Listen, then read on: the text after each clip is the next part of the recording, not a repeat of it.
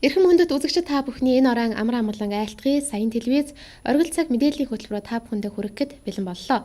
Бид олон нийтийн ашиг сонирхлыг эрхэмлэн олон ургалч үзлийн эндэр байж тэнцвэртэй мэдээллийг та бүхэндээ хүргэж байх болно. Ингээд та бүхэндээ эхний мэдээллийг танилцуулъя. Цас орсны дараах халтиргаа гулгаа хаасайгүй ихсээд байна. Үүнээс болж иргэд эрүүл мэндээрээ хохирч эхэллээ. Тухайлбал өнөө өглөөний 10 цагийн орчимд Төв зам дагуух аймгийн байгаль орчин аялал жуулчлалын газрын үүдэнд дунд иргэм насны эрэгтэй хүн халтирч толгойн ар хэсгээрээ хүчтэй унснаас болж газар дээрээ таталт өгч эмнэлэгт хүргэдлээ. Халтиргаанаас болж эрүүл мэндээр хохироод байгаа энэ хэрэгт хэн хариуцлага хүлээх вэ? Бид холбогдох албаны хүмүүсээс тодруулах авсныг одоо та бүхэндээ хүргэж байна. Энэ ташранд аймгийн цагдаагийн газрын замын цагдаагийн тасагт энэ хэргийн талаар очсон боловч тийм мэдээлэл манайд ирээгүй. Энэхүү явдалд машин тэрэг оролцоогүй учраас цагдаагийн байгууллагад хамаарахгүй гэсэн хариултыг аймгийн цагдаагийн газрын замын тасгаас бол бидэнд өгсөн. Харин аймгийн мэргэжлийн хяналтын газрын автозамын улсын байцаагчдын тайлбарлаж байгаагаар бид өмнө нь замын халтиргаатай холбоотой мэдээлэл сэрэмжлүүлгийг бол удаа дараа хэвлэл мэдээллээр бол өгсөн. Одоо Өлгийн сумын хот тогтжуулалтын албанд шаардлага тавьж ажиллах болно. Харин өнөөдрийн явдалд иргэн өөрийн хариуцлагагүй байдал хэмээх хариултыг өгсөн юм а. Харин Өлгийн сумын хот тогтжуулах албанаас ямар хариултыг өгснийг одоо та бүхэндээ хүргье.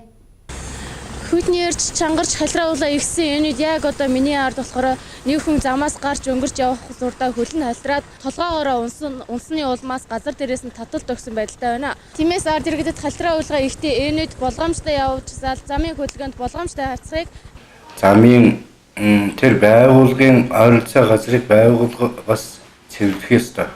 Халиргаа гулгаагийн гаргах ёстой.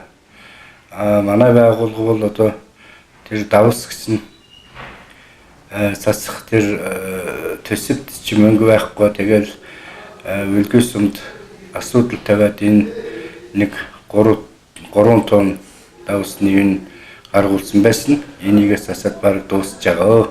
Одоо ер нь цаашаага явган зорчигч жолооч нар болгоомжтой явж замаас гарахдаа болгоомжтой өнгөрөх хэрэгтэй гэж сахиж хэлье. Давсны нөөц ч бага байгаа. Одоо дахиад цас орвол дахиад заснаа.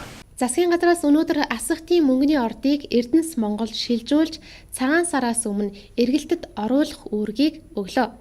Ирэх лав гарагт болох засгийн газрын ээлжид хуралдаанаар энэ тухай албажуулж асахтын мөнгөний ордыг Эрдэнэс Монгол төрийн өмчит компанид шилжүүлэх ажээ. Үүнтэй холбогдуулан бэлтгэл ажлыг хангахыг засгийн газрын хэрэг эрхлэх газрын дарга Зандан шатар дөнгөж өнөөдөр холбогдох газруудад үүрэг болгоод байна. Тэрээр хэлэхдээ ирэх лав гарагт засгийн газар хэд хэдэн асуудлыг шийдвэрлэнэ.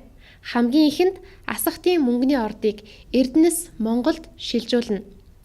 Монгол Рос Цэвэдмет компанийн Мөнхбат захирал асахтын мөнгөний ордыг шилжүүлэх бэлтгэл ажлыг ханга. Хууль эрх зүйн зохицуулалтанд ямар нэгэн асуудал байхгүй. Өнгөрсөн 25 жилийн хугацаанд ямар ч ажил хийгдээгүй улсын төсвийн хөрөнгөөр хайгуул хийж орд газрыг тогтоосон байдаг. Өнөөдөр үүнийг ард түмний өмч хэлбэрээр ашиглах хэрэгтэй. Шаардлагатай. Тиймээс Эрдэнэс Монголынхан 3 сая гаруй иргэний өмч гэж үзэн цаашид ажиллах ёстой. Ирэх лав гарагийн засгийн газрын хуралдаанаар энэ бүхнийг эцэслэн хэлэлцэн бүх бэлтгэлийг хангасан байх ёстой хэмээн үүрэг олголоо. Түүнчлэн асахтын ордыг сарын хугацаанд эргэлтэд оруулах үүргийг давхар өглөө. Хэрэв эргэлтэд оруулж чадахгүй бол Эрдэнэс Монголын удирдлагуудыг албан тушаалаа хүлээлгэж өгөөрэй гэдгийг энэ үеэр хатуу анхааруулан сануулад байна. Асахтын мөнгөний холимог металлын орд нь манай аймгийн Ногоон нур сумын нутагт оршдог. Өлгийн хотоос 180 км зайтай байдаг.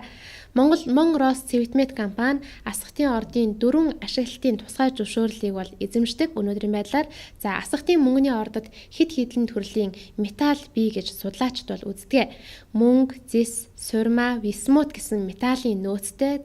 1970-аас 80 оны эхээр бол Монгол болон хуушнаар зөвлөд толгойт улсын эрдэмтэд хамтран асгатын мөнгөний ордны хайгуулыг 2 удаа хийж байсан байдаг. Асгатын мөнгөний ордны хувьд Монгол улсын хөгжлийн бодлогод чухал ач холбогдол бүхий ордын нэг бол зайлшгүй мөн бөгөөд байгалийн өвөрмөц тогтц бүхий өдөртөө жилийн 4 улирлын өнгө төрхийг гаргаж байдгаараа өвөрмөц тогтц бүхий бол газар байдаг.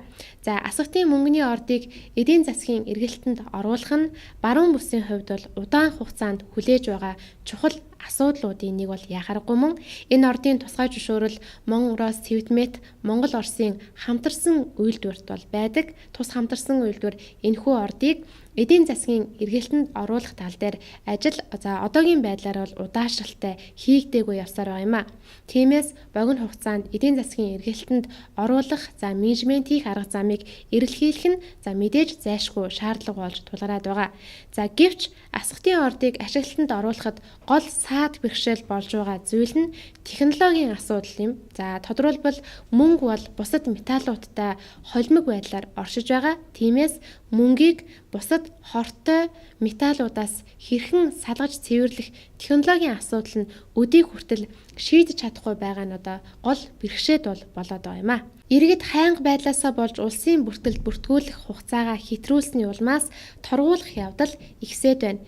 Иймд бүртгэлийн талаар болон шинээр гарсан бүртгэлийн хууль тогтоомжийн талаар илэрч байгаа зөрчил дутагдлыг арилгуулахын тулд ард иргэдтэй дэлгэрэнгүй ойлголтыг аймгийн улсын бүртгэлийн хэлтсийн хяналтын улсын байцаагч эрхээгүүл инхүү мэдээлж байна. Улсын бүртгэлд иргэний улсын бүртгэл болон эд хөрөнгийн улсын бүртгэл, хуулийн эдийн улсын бүртгэл бол иргэн улсын бүртгэл бүртгүүлэх үүрэгтэй байдаг. Хууль заасан хугацаанд. За энэ хууль заасан хугацаанд бүртгүүлээгүйгээс бол гарсан одоо үүсч болох хохирлыг нөхөн төлдөг. Өөр нь энэ нь юу вэ гэхээр иргэн улсын бүртгэлд үнэн зөвөр мэдүүлэх, бүрэн гүйцэд болохоор гаргаж өгөх үүрэгтэй. Хэрвээ энэ үүргээ биелүүлэхийн улмаас одоо улсад болон бүртгэлийн үйл ажиллагаанд гарсан хохирлыг нөхөн төлөх үүрэгтэй байдаг. За иргэний улсын бүртгэлд бол хүүхэд төрснөөс хойш 30 хоногийн дотор бүртгүүлэх үүрэгтэй. Эцгийнх нь бол ямар ч тохиолдолд хүүхдээ 30 хоногийн дотор бүртгүүлээд регистрийн дугаарыг аваад улсын бүртгэлийн гэрчлэгийг нь авсан байх ёстой. За гэрэл цусны бүртгэл гэж өмнө явж байсан. Одоо бол гэрэл дуусгар болсны бүртгэл гэж байгаа. Шүүхийн шийдвэрээр гэрэл цуслуулж байгаа бол иргэн бол гэрэл дуусгар болсны бүртгэлийг шүүхийн шийдвэр хүчин төгөлдөр болсноос хойш 3 хоногийн дотор бүртгүүлэх үүрэгтэй. За нас барсны бүртгэл гэж байгаа.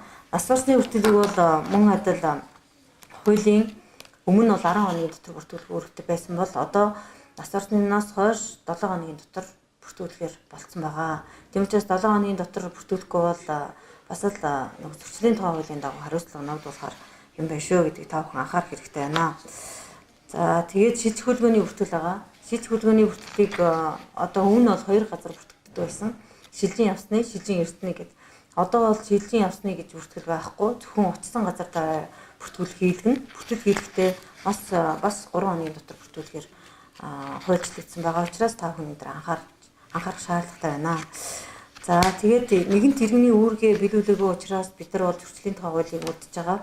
Зөрчлийн тухай хуулийн 15-ын 24-ийн 1 заснаар иргэн улсын бүртгэлд хуулийн хугацаанд бүртгүүлээгүй бол 21 буюу 20,000 төгрөг торгуулна. Иргэний бичих оронтой гэмтээсэн зөрүүд гэмтээсэн тохиолдолд бол 25,1 буюу 25,000-аар торгож байгаа. Иргэний бичих оронтой гээгдүүлсэн өргөдүүлсэн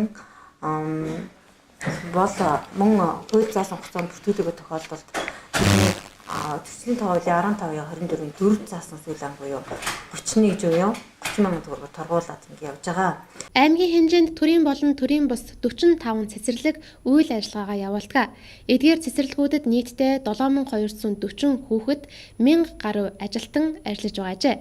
Жилийн эхэнд аймгийн цэцэрлэгийн эрхлэгч нар аймгийн засаг даргатай хөдөлмөрийн гэрээ байгуулж, аймгийн боловсрол соёл урлагийн газрын даргатай үр дүнгийн гэрээгээ байгуулан өнгөрөх жилийн үр дүнгийн гэрээгээ түгэндэг. Үүний дагуу аймгийн боловсрол соёл урлагийн газраас өнөөдөр аймгийн хэмжээнд үйл ажиллагаа эрхэлдэг 45 цэцэрлэгийн эрхлэгч нарыг хамруулан тайлангийн хурлыг зохион байгууллаа.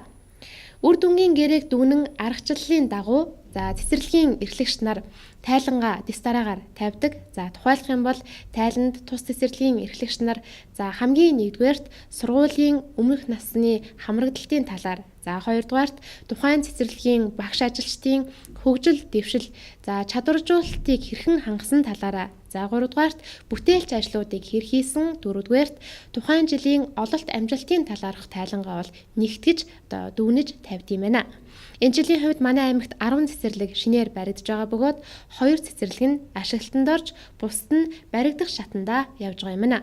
Ингээд та бүхэнд аймгийн боловсрол соёл урлагийн газрын дарга хатагтай зааврын яриаг хүргье. Аймгийн боловсрол соёл урлагийн газраас 2018 онд хийж гүйцэтсэн ажлаа тайлагнаад 2019 онд хийх ажлынхаа чиглэлийг тогтоохоор ингээд онд гараад ажлаа зохион байгуулж байгаа.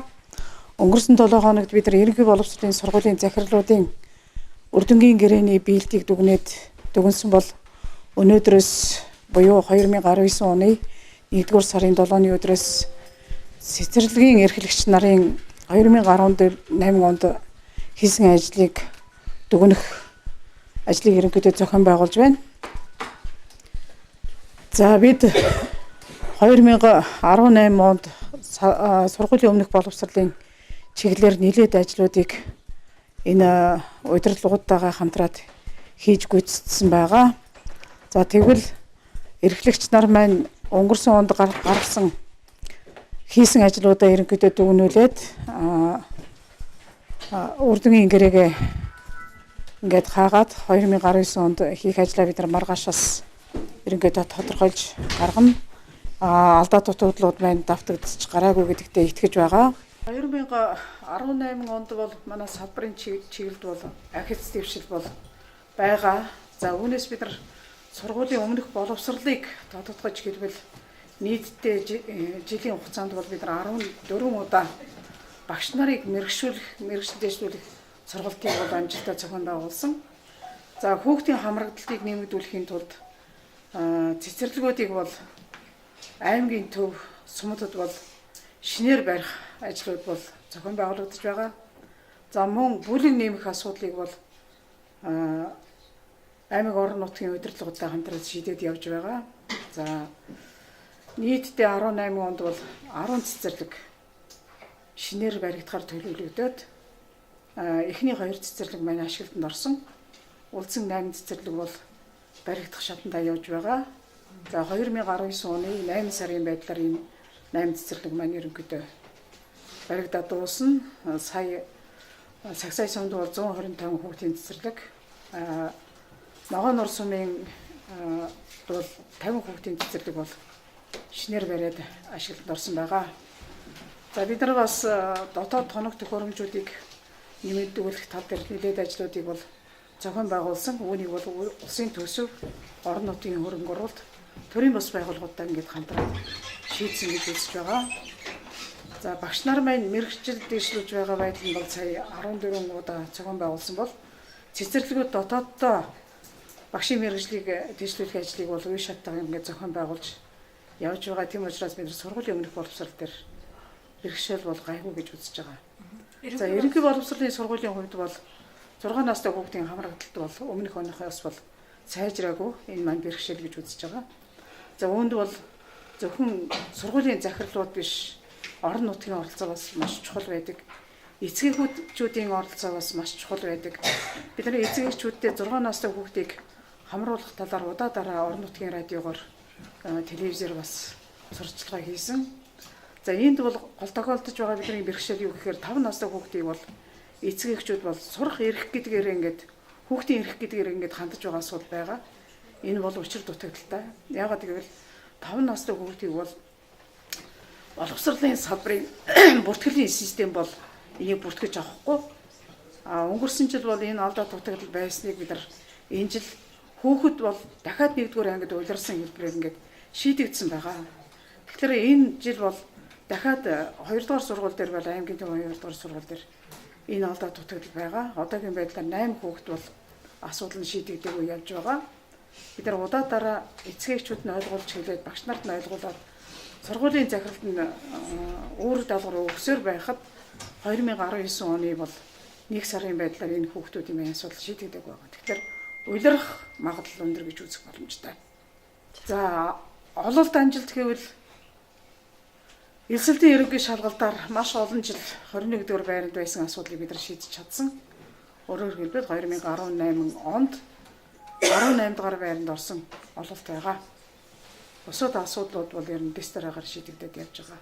Олон амжилтуудыг бодох боломж байгаа. Цаг хугацаа бага байгаа учраас үүгээрээ би өндөрлөе гэж бодож байна. Эрхэм мэнд үзэгчдээ энэ хүрээд саяын телевизийн оргил цаг мэдээллийн хөтөлбөр өндөрлөж байна. Анхаарлаа хандуулсан үзэгчид та бүхэндээ баярлалаа.